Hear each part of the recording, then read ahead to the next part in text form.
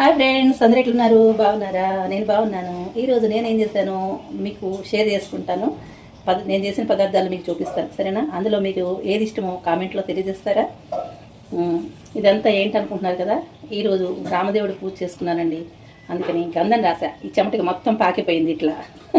అంటే మీరు అనుకుంటారు కదా ఏంటి ఇలా ఉందని అనుకుంటారు కదా, అందుకని నేనే ముందు చెప్పేద్దామని చెప్పి చెప్పేస్తున్నాను అనమాట. సో ఆలస్యం చేయకుండా ఏం చేశానో చూపించేస్తారా అండి? ఇదిగోనండి, ఈరోజు చేసింది ఇవే అనమాట. పులగం ప్రతిరోజు చేస్తూనే ఉంటాము. నైవేద్యం కూడా అయిపోయింది. అలాగే రసం పెట్టాను. కొబ్బరి చట్నీ ఆల్ టైమ్ ఫేవరెట్ ఏదైనా ఉంది అంటే కనుక అది కూడా కొబ్బరి చట్నీ కూడా మన డిష్లోకి వస్తుంది అనమాట.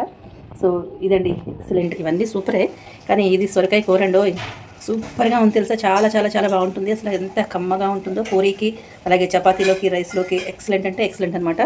చాలా రుచిగా ఉంటుంది. వీడియో అప్లోడ్ చేస్తాను, చూడండి, సరేనా? ఇదండి ఈరోజు నేను చేసిన పదార్థాలు. సింపుల్గా నైవేద్యం కూడా పెట్టేసుకున్నాను. ఇదిగో పెరుగు పెట్టేసుకున్నాను. ఈ నీళ్ళతోటి నైవేద్యం ఈ నీళ్ళు కూడా పెట్టాలి కంపల్సరీగా. నీళ్ళతోటి నివేదన చేయాలన్నమాట. గ్లాస్తో నీళ్ళు పెట్టాలి. అంటే మనం నీళ్ళు తాగుతాం కదా, అలాగే స్వామివారికి కూడా నీళ్లు పెట్టుకుని ఈ నీళ్ళతోటి నైవేద్యం పెట్టాలన్నమాట. ఇది విషయం. ఉంటానే.